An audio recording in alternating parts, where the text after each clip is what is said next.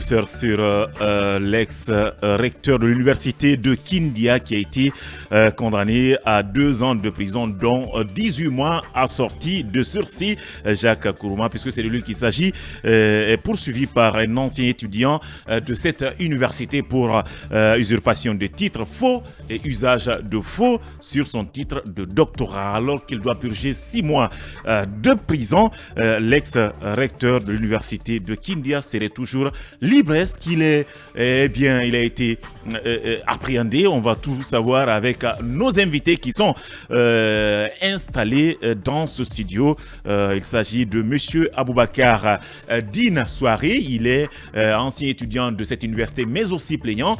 Et Monsieur Lamine Benna Camara, également étudiant. Il était étudiant au moment où l'ex-recteur était en service. Donc il va nous dire, en tout cas, il va nous parler de sa situation, de ce qu'il traverse actuellement à cause de ce diplôme signé par ce ex-recteur. Alors, ils sont avec nous dans ce studio. Je commence par vous, Monsieur Soiré. Bonjour. Bonjour. Approchez-vous un peu du micro. Bonjour, Monsieur Bangoa. Bienvenue dans cette émission. Merci beaucoup. Et bonjour à vous, Monsieur Lamine Camara, Benna Camara. Bonjour, monsieur, et bonjour à toute l'équipe de Film FM. Merci. Alors, on va d'abord, je ne sais pas si ça vous intéresse de parler un peu de cette situation des Guinéens à l'étranger, si ça ne vous intéresse pas. Il n'y a pas de souci, parce que on a eu un échange, vous m'avez dit que vous avez fait le Sénégal, donc vous êtes aussi quelqu'un qui a fait un peu l'étranger, le fait d'apprendre que des Guinéens sont pourchassés.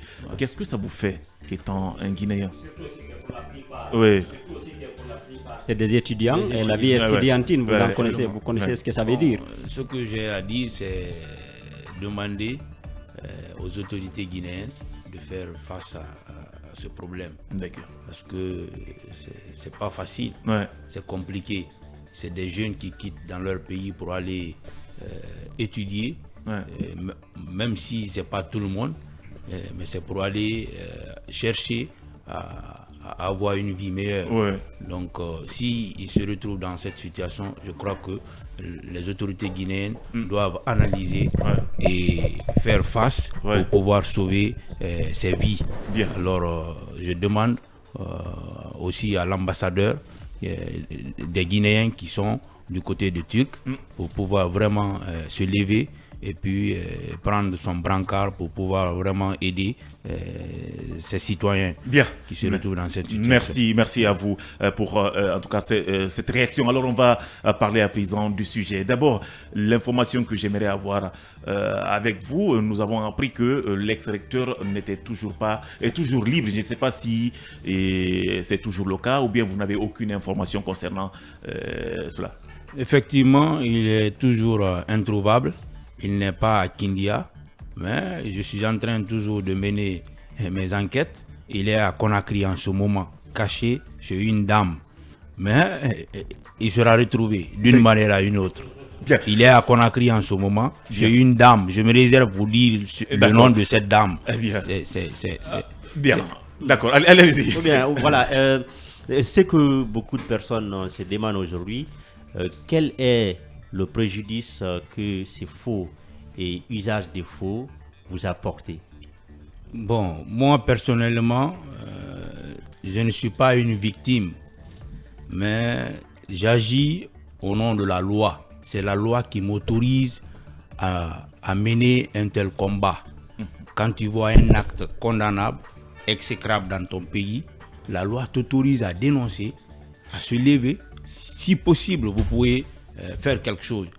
Voilà pourquoi je me suis levé, engagé à mener cette lutte. Malgré que je suis jeune, je n'ai rien, mais ce n'est pas ce que je regarde. D'accord. Tout ce que l'homme fait, vous le faites à cœur ouvert et en fonction, en tout cas, de vos moyens. D'accord. Alors, Monsieur Soiré, on va planter le décor, on va revenir sur l'historique en quelque sorte. Je voudrais savoir, ce problème est parti d'où? Qu'est-ce qui vous a amené à vous intéresser à cette affaire? Oui. Ce combat, comme vous l'avez dit, c'est pour combattre, dites-vous, ce qu'on appelle l'injustice. En quoi l'acte de M. Kourouma constitue une injustice à l'endroit d'une catégorie de Guinéens? Merci. pour la question. L'historique de ce combat, moi j'étais à Dakar, j'étais parti pour ma formation de master et c'est là que j'ai découvert cette fausseté. Alors, une fois, j'étais dans un tribunal du côté de Dakar, il y avait une femme qui avait fait du faux usage de faux usurpation de titre qui a été condamnée à ma présence dans cette salle d'audience. Donc c'est là, c'est parti cette inspiration pour pouvoir m'engager dans cette lutte. Alors j'ai commencé à mener mes enquêtes par rapport à l'usurpation du titre de l'ex-recteur de l'université de Kindia, Dr Jacques Kourouma. Alors, je suis parvenu à avoir des enquêtes du côté non seulement de la France, mais du côté aussi de la Guinée. Alors, j'ai eu à contacter M. Eliki Mbokolo, qu'il considérait comme son directeur de thèse, alors que ce monsieur, on a échangé au téléphone, il a démenti catégoriquement que M. Jacques Kourouma ne fait pas partie parmi les étudiants qu'il a encadrés à travers le monde. Parce que lui, personnellement, il a encadré 37 personnes à travers le monde. Ces 37 personnes, la liste est là. Il y a un seul Guinéen parmi ces 37, du nom de Ali Gilbert Ifono. C'est un ancien ministre de la Culture Temps de Comté. Seul lui qui figure sur cette liste-là. J'en ai ici avec moi. Alors, de là, son fameux diplôme, quand vous prenez le faux, c'est écrit au niveau du libellé diplôme de docteur. Le libellé diplôme de docteur. Nulle part au monde, on ne peut bien, on ne peut pas voir correctement cela, mais en tout cas, ce qu'il faut retenir, il a des documents. Voilà. Je pense que c'est ce qui est essentiel. Voilà. C'est pas évident donc, que cela bien. Donc le libellé, c'est écrit diplôme de docteur. Et ce faux diplôme comporte plus de 11 fautes. Tout est souligné. Tout est souligné. Et le prototype de diplôme que l'école de la France, où il prétend étudier, à l'école des hautes études en sciences sociales, ES de Paris, là, quand vous verrez, c'est écrit tout court au niveau du libellé doctorat. Et c'est le recto verso. Le verso, il y a un numéro derrière quand vous passez votre thèse en France. Il y a un numéro derrière à travers lequel on peut identifier l'étudiant en question qui a passé sa thèse en France. Voilà. Donc, c'est tout cela, tous ces éléments que j'ai réunis pour pouvoir vraiment porter l'affaire en justice pour que le droit soit dit, pour pouvoir sauver l'avenir de plusieurs promotions. Justement, curieusement, c'est tellement intéressant. Allez-y. Allez-y. Voilà, curieusement, est-ce que vous avez une fois essayé de contacter le prétendu docteur en question et qu'est-ce que cela cause comme préjudice à ceux qui seraient étudiants des prétendus docteurs? Je crois qu'on va revenir sur le préjudice avec monsieur qui est étudiant, dont le diplôme a été signé par ce docteur tout à l'heure. Mais j'aimerais d'abord qu'on avance sur ce dossier, comment tout cela s'est passé, et jusqu'au niveau de la condamnation. Après, on reviendra sur les préjudices, je pense. D'accord. Bien. D'accord, je continue. Donc, vous avez mené vos enquêtes et vous êtes convaincu qu'il n'est pas docteur. Absolument. Et vous avez porté l'affaire devant les tribunaux. Absolument. Oui, qu'est-ce qui s'est passé? Voilà. Donc, après toutes ces enquêtes menées, j'ai décidé de rentrer dans le pays et à la première semaine de mon arrivée, j'ai demandé une audience auprès du ministre tutelle à l'époque, du nom de Abdoulaye Yero Baldé, qui m'a reçu en audience. On a échangé et j'ai été très mal compris par lui. Et je lui ai dit que je ne vais pas m'arrêter à son niveau, j'irai jusqu'à la présidence. Ainsi, j'ai écrit au président, l'ex-président de la République, Alpha Condé, la lettre est là. Donc, quand il a reçu ma lettre, une semaine après, deuxième semaine, il a orienté sur son ministre conseiller à la présidence du nom de Bano, Barry, à l'époque. Donc, quand il a reçu, on a échangé au téléphone. Il m'a donné rendez-vous à la présidence, je suis venu, on a échangé et il m'a dit que le président lui a confié un travail à faire, que lui aussi il va essayer d'écrire au président. La lettre est là, mais je souhaiterais vraiment... Il n'y a pas de souci. On va... Je souhaiterais que vous lisiez le contenu de cette lettre. C'est pas trop, c'est pas long. C'est pas long. Je vous en prie. Malheureusement, on n'a pas assez de temps. Je ne voudrais vraiment pas.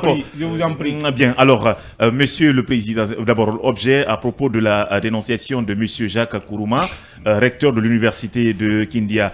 Monsieur le Président, Monsieur Aboubakar Dine Souaré accuse le recteur de l'université de Kindia, Monsieur Jacques Kourouma, d'usurpation de titre de docteur.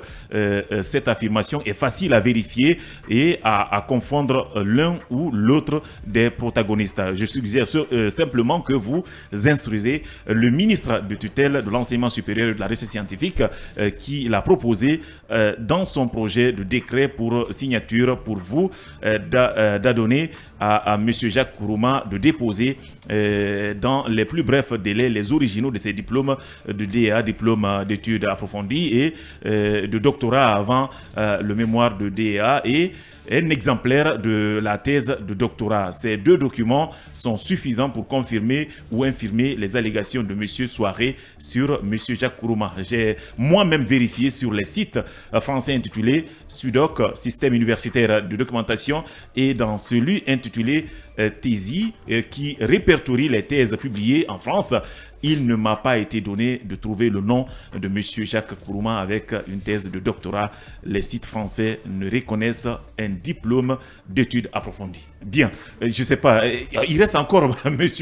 Souaré, vous allez vraiment... Eh bien, donc, la dernière partie, Monsieur le Président, il ne me semble pas que le cas de Monsieur Jacques Kourouma soit un cas isolé dans le système éducatif et en particulier à l'enseignement supérieur. Ces allégations de même nature sont portées sur d'autres cadres, en l'occurrence de Bangali Camara par ses collaborateurs directs, en l'occurrence les directeurs adjoints de la recherche des études et le secrétaire général de l'Institut supérieur des sciences de l'information et de la communication Isaac Kuntia auprès du cabinet du ministère de l'enseignement supérieur depuis plusieurs mois, sans suite après maintes réunions. Dans une bien, je crois que je vais me limiter là.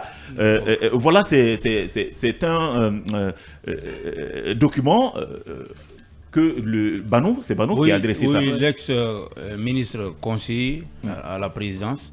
Donc, quand il a adressé cette lettre et quand j'ai obtenu cela, j'ai continué toujours à me battre. D'accord. Je suis allé encore auprès du Premier ministre au niveau de la primature. Et là, quand j'ai écrit au Premier ministre, il ne m'a pas reçu en audience, mais il m'a orienté auprès de ses conseillers, 3 conseillers ce jour-là. Je retiens le nom de... C'était qui le Premier ministre à l'époque? Monsieur Kassori Fofana. D'accord. Donc, il ne m'a pas reçu en audience, mais ses conseillers m'ont reçu. Du nom, il y avait M. Harouna Berete, ancien ministre de l'Éducation. Il y avait aussi un certain Ibrahim Balo. Bien. Donc, quand ceux-ci m'ont rencontré, il y a M. Harouna Berete qui m'a dit que moi, je suis trop jeune pour combattre les éléphants.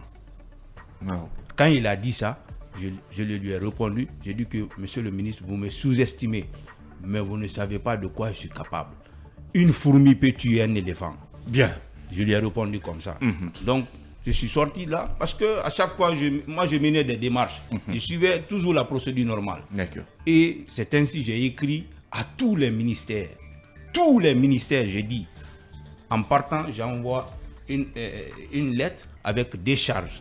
On met leur cachet, ils signent. Bien. Donc, après tout cela, j'ai écrit aussi à l'ambassade de France pour que la France soit informée. Parce que c'est sa dignité qui est touchée. Vouloir mentir sur un pays, hein, vous regardez ce que ça fait. Bien. Donc tout ceci-là était informé de la situation. Alors le 10 juin, j'ai porté plainte contre lui en justice de Kindia. D'accord. Et à l'époque, le procureur... 10 juin 2019. 2019. Ouais, ça fait près de 5 ans maintenant. Pratiquement. Oui. Donc le procureur qui était là-bas, c'était Mamadou Diamboura Diallo, à qui vraiment j'ai du respect absolu, un magistrat intègre qui a reçu cette plainte et immédiatement il a orienté le dossier auprès d'un cabinet d'instruction sur le juge. L'enquête a été ouverte, il a été interpellé, entendu et moi aussi j'ai été entendu. Et le dossier a fait 6 mois d'enquête. Après, le juge d'instruction du nom de Sako Kondé a pris une ordonnance non-lieu concernant le dossier.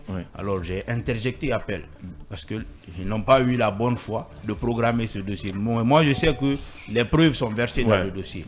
Alors nous sommes venus à la cour d'appel. Un arrêt qui a été rendu le 25 janvier 2021, cet arrêt est là avec moi, qui le renvoie encore devant le tribunal de Kindia pour être jugé. Donc c'est cette affaire qui s'est retournée à Kindia et malheureusement l'ex-procureur du nom de Amadou Diallo qui était là-bas a essayé d'étouffer ce dossier. Et lui aussi, je me suis retourné contre lui, je lui ai porté plainte au niveau de du CSM, Conseil supérieur. Et pourquoi vous avez porté plainte? Voilà, pour abus d'autorité, trafic d'influence, menaces et injures publiques, parce qu'il m'avait même interdit de rentrer au sein du tribunal. Donc tout cela s'est passé. Donc, voilà. D'accord, vous avez porté plainte contre lui. Et quel a été le résultat de il ça? a été, après le changement de régime, le 11 novembre 2022, nous sommes partis comment on appelle ça, en procès au niveau de la Cour suprême et il a été suspendu pour 3 ans d'après examen du dossier entre lui et moi. Donc il est suspendu aujourd'hui. Voilà. Donc vous êtes parti avec deux affaires même. Deux affaires dans cette affaire. Dans cette affaire. Une affaire est sortie dedans, comme même le dit souvent. Comme même le dit souvent les Ivoiriens. L'affaire là a connu 5 dossiers. Eh bien. C'est extraordinaire. Alors, affaire faux titre de doctorat, c'est l'émission, c'est le sujet du jour dans le Hard Talk. Nos invités sont Aboubakar Dine Souaré, ancien étudiant de l'université de Kindia, plaignant dans cette affaire, et monsieur Lamine Benna Kamara, également étudiant dans cette institution. On va revenir avec vous, mais on aimerait d'abord que monsieur Souaré termine. Oui, vous avez porté plainte, il a été suspendu et le dossier a plu. Quand l'ex-procureur a été condamné, sanctionné pour 3 ans, c'était le 22 décembre 2022. Alors, j'ai décidé à ce que je puisse avoir, c'est-à-dire la décision qui a été rendue au sein de la magistrature. Mais malheureusement, j'ai écrit au secrétaire exécutif de la magistrature pour avoir cela, que ce n'est pas mon droit d'avoir. Je me demande maintenant pourquoi un justiciable porte plainte concernant une autre personne. Si une décision est rendue, il va falloir qu'il obtienne cette décision. Je crois bien. C'est ce que le droit dit. Mais malheureusement, là aussi, ça n'a pas marché. Donc, j'ai écrit au ministre pour intervenir. Ça n'a pas encore marché jusqu'à maintenant. J'ai toutes ces correspondances-là avec moi. Alors, le dossier, oui. Allez-y. Vous avez des informations sur lui? Le procureur en question. C'est lui qui avait le dossier de l'accusé Marcel Guilavogui au procès 28 septembre. Comme il est suspendu, c'est quelqu'un d'autre qui monte. Vous le voyez souvent dans la salle assis devant. Il peut pas. Donc c'est qui est sûr, la décision a été rendue. La décision a été appliquée. La décision est appliquée. Alors oui, je ne sais pas, vous avez levé. Je disais que après toutes ces démarches qui ont été menées pendant plusieurs années maintenant, et vous avez remporté une première victoire. Aujourd'hui, quel est le sentiment qui vous anime? Et première question. Et la deuxième, c'est que aujourd'hui plusieurs hauts cadres donc du CNRD sont accusés d'avoir bénéficié de postes à travers des faux diplômes. Est-ce qu'aujourd'hui, c'est des accusations? Mais est-ce que c'est le CNRD? Il faut le préciser. Oui, est-ce que c'est le cas? Est-ce que c'est des cadres? Alors, non, pas le CNRD. Je vais poser la question. Des cadres disposent de faux diplômes. Je peux comprendre. Je vais poser la question autrement. Laissez-moi reformuler la question. Je veux dire alors, d'autres cadres ont été nommés, en tout cas sous l'ère CNRD, et qui sont accusés d'avoir présenté donc de faux diplômes. Qui ont menti sur leur diplôme. D'accord. Donc aujourd'hui, est-ce que vous allez, après cette affaire, vous allez aussi, puisque en défenseur des citoyens, est-ce que vous allez continuer justement à mener des enquêtes afin de pouvoir porter ST aussi en justice contre eux? Pour appuyer sa question. Eh bien, si les questions sont trop, il va se perdre. C'est juste à appuyer dans le même sens. Pour appuyer la question, est-ce que vous connaissez d'autres cadres qui ont des faux diplômes? D'abord, Si votre oui, que sentiment, comptez-vous faire? par rapport au verdict. Je commence d'abord par mon sentiment. Le sentiment qui m'anime dans cette histoire, c'est une affaire de justice. Le pays, la Guinée, ne peut pas avancer dans l'injustice. Beaucoup de cadres se font des richesses sur la base du mensonge. Donc, voyant tout cela, j'ai décidé vraiment de me lever. De vous engager dans cette lutte. De m'engager dans cette lutte Oui. pour pouvoir sauver non seulement mon pays, mais sauver aussi notre administration guinéenne. Cousue de beaucoup de faussetés, beaucoup de mensonges. Mais est-ce que vous mesurez l'immensité de la tâche? Parce qu'on vous a dit que c'est des éléphants. Mais bien que vous êtes courageux. Ça me fait pas, ça me fait pas peur. D'accord. Dire des éléphants. Est-ce que vous comprenez? Moi, ce que je suis en train de faire, j'ai foi à ça. Et je ne m'engage jamais dans quelque chose sans terminer. Bien. Pour des gens qui me connaissent, je ne commence pas quelque chose sans finir. D'accord. L'autre question qui n'a pas été répondue, est-ce que vous avez connaissance d'un haut cadre qui aura présenté de faux diplômes et qui a bénéficié de décrets sous l'ère CNRD? Pas que sous l'ère CNRD. Est-ce que vous en connaissez? Bon, j'en connais beaucoup. Bien. Mais Non, c'est pas ça l'objet. Je me réjouis bien, c'est pas ça l'objet de l'émission. Pour dire les Non, noms. je suis d'accord. pas de Non, la pouvoir. non, écoutez, Pas non, de la je suis pouvoir. d'accord. Quand même. Non, sinon on va complètement noyer le poisson parce qu'on a un sujet Dans ce cas, spécial. on peut Absolument. déduire que son combat est orienté contre Zach. Non, pas.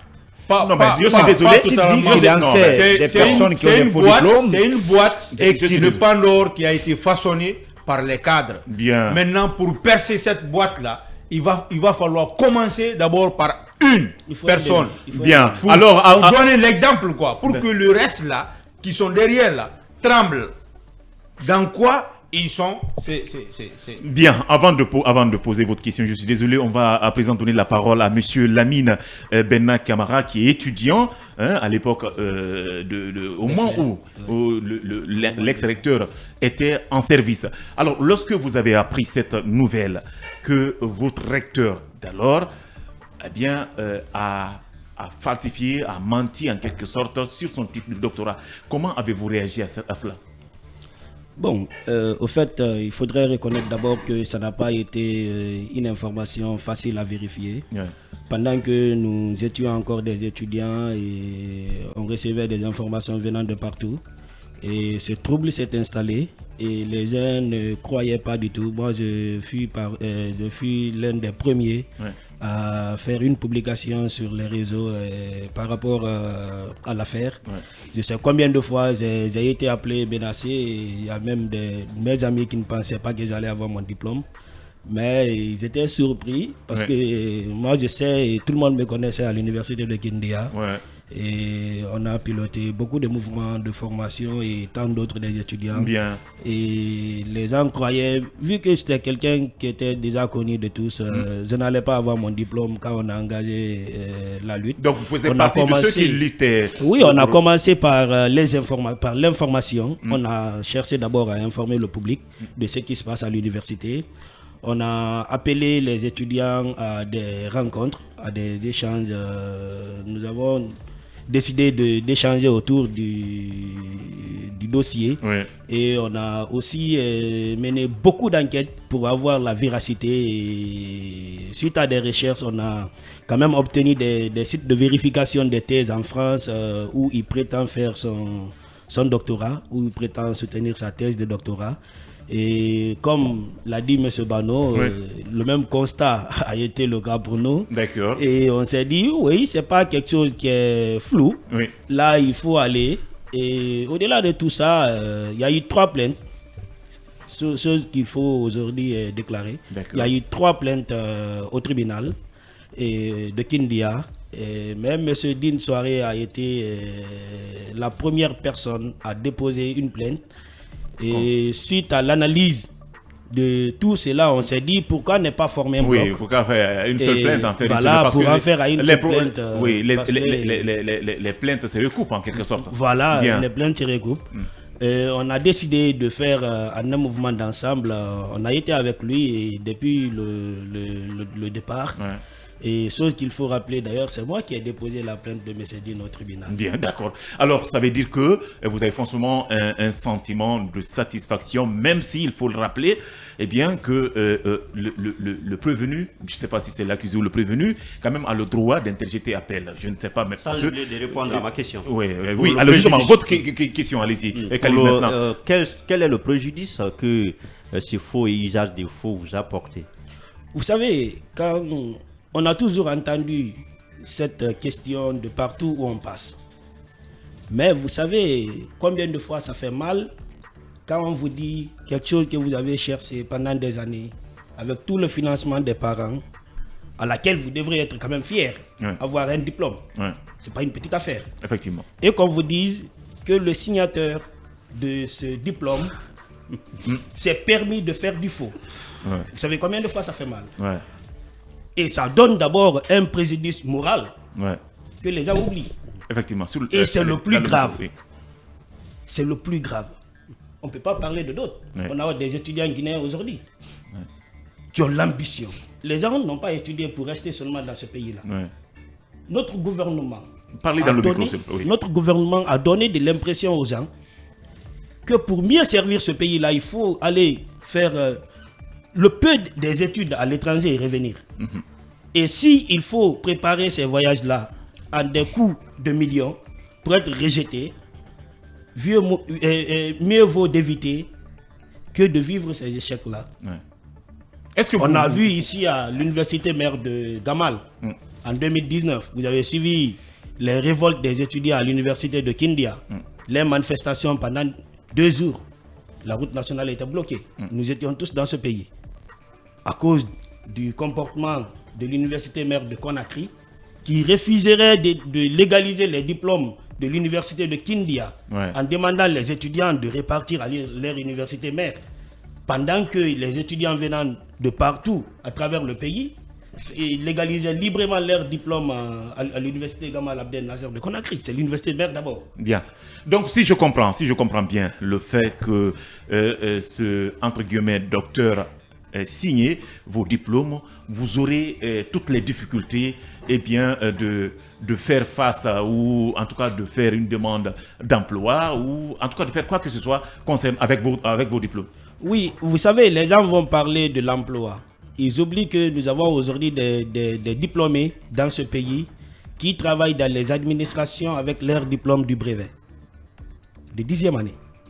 Nous avons des sociétés minières ici aujourd'hui qui recrutent les gens à partir d'un diplôme du bac, pas des cadres supérieurs. Maintenant, on ne peut pas trouver quelqu'un dans une administration, on dit c'est un étudiant de Foulaya qui travaille. D'accord, vous ne savez pas sur quelle base il a été recruté. Maintenant, au-delà de tout ça, vu que l'université mère a refusé de légaliser les diplômes, ça dit quelque chose. C'est dans notre pays aussi. On va évoluer, oui.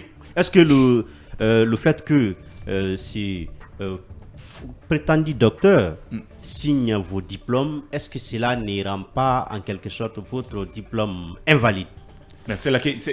C'est pourquoi nous l'avions déclaré au tribunal et c'est un autre travail qui commence parce que nous allons demander au ministère, on lance un appel au président de la République de nous aider à ce sens. On n'interdit pas à M. Jacques qui aurait bénéficié d'un décret présidentiel. On ne l'interdit pas de signer notre diplôme, mais qu'il se débarrasse de ce faux titre de docteur. Bien. Alors, Julde, vous avez une question, je ne sais pas si c'est pour M. Soare. Oui, allez-y. Oui, M. Soare, un combat n'est pas un combat, surtout de plusieurs années, n'est pas chose aisée. Est-ce que depuis 2019 que vous avez engagé cette procédure contre l'ancien recteur de l'université de Kindia, quelles sont les difficultés auxquelles vous êtes confrontés?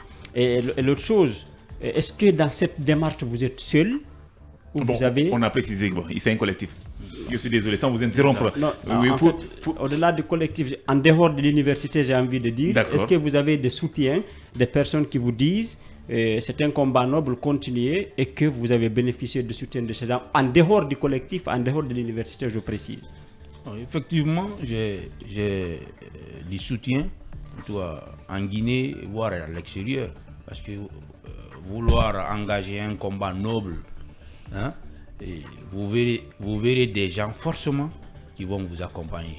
Parce que ils déterminent ici, en tout cas, le civisme en eux. Donc, j'ai des soutiens. J'ai des soutiens. Et quant aux difficultés, est-ce qu'il y en a eu? Il y en a sciemment. Les difficultés, ça, j'ai rencontré assez de difficultés. Parfois même, quand on programme l'audience, on me jette même des sorts pour ne pas parler. J'ai des images ici. À un moment donné, quand vous voyez ma bouche là, je peux pas parler. Donc j'ai subi assez d'obstacles. Beaucoup, même au sein de l'administration dans mes démarches. Quand je viens, je quitte ici, quand je veux aller de l'autre côté, ils s'appellent entre eux. Pour dire qu'il est en route. Il est en route, il vient. Quand il vient, recevez-le. Vous le faites espérer, mais rien après. Mais moi, tout cela ne m'a pas poussé à abandonner parce que j'ai foi en ce que je fais. Bien. J'ai les preuves avec moi. Donc rien ne me fera reculer dans cette affaire. Ibrahim Soli. C'est pourquoi j'ai dit la dernière fois, j'ai dit que le combat n'est pas encore terminé. Rien n'est fini, tout commence. C'est-à-dire? Rien n'est fini, tout commence. Cela veut dire que le combat maintenant commence à partir de sa condamnation. Donc si je comprends bien, c'est la chasse aux détenteurs de faux titres. Même pas ça. Les diplômes des étudiants qu'il a eu à signer, les 3 promotions, on va signifier la décision au ministère de l'enseignement supérieur pour que la ministre soit informée. Et à l'issue de ça, on va suivre le dossier pour décider quelque chose pour la reprise de ces diplômes-là. Parce que c'est ça le sens. L'objectif primaire de cette lutte, c'est ça. C'est pas ça. C'est pas la condamnation. C'est pas la condamnation. C'est pour rétablir rectifier. Lorsque condamner quelqu'un sur le faux usage de faux usurpation de titre, cela veut dire la fausseté est avérée. Si cela est avéré, cela veut dire les diplômes là doivent être repris. C'est ça l'objectif. C'est pourquoi je dis le combat n'est pas fini. Ça c'est un autre combat aussi à mener. Alors, oui, je vais poser cette question. Oui, j'ai tellement de choses à dire à mes invités. On n'a pas assez de temps. Je vais terminer. Et puis vous, vous avez le sourire aux lèvres. C'est des sujets seulement que vous aimez rire. Ça me fait beaucoup rire, franchement. Allez-y. Mais c'est la Guinée, rien ne doit surprendre. Allez. Le colonel, je suis sûr qu'il vous écoute à ce moment. Qu'est-ce que vous avez à lui dire pour vous soutenir dans votre combat? Ça, c'est la première question. La deuxième combat, est-ce que, puisque vous ne voulez pas nous dire les autres faux docteurs, les noms des autres faux docteurs, est-ce que vous pouvez nous rassurer que vous allez vous battre comme vous l'avez fait avec l'ex-secrétaire de Kindia pour les dénoncer et qu'ils soient condamnés devant la justice? D'accord, merci pour la question. Je lance un appel auprès du président de la République, le colonel Mamadi Doumbouya. D'ailleurs, c'est en son temps, pratiquement, il y a eu l'issue dans cette procédure. Donc je le remercie pour sa grâce et qui a considéré d'ailleurs la justice comme une boussole. Alors, je ne peux lui demander de m'apporter le soutien ferme pour pouvoir continuer cette lutte-là. Parce que j'ai toujours dit et réitéré que le combat ne s'arrêtera pas seulement à ce dossier. Il y a d'autres dossiers qui sont en cours. Il y a beaucoup de cadres qui sont dans cette affaire. J'ai les dossiers avec moi. Mais je me réjouis pour répondre à votre deuxième question, pour dire ou pour citer le nom de ces cadres qui sont en tout cas ciblés à mon niveau. Si vous le faites, vous les préparez c'est ça. Donc je me réserve. Vous réservez. Effectivement. Vous savez, quand vous voulez ouvrir une boîte de Pandore, vous commencez d'abord par un.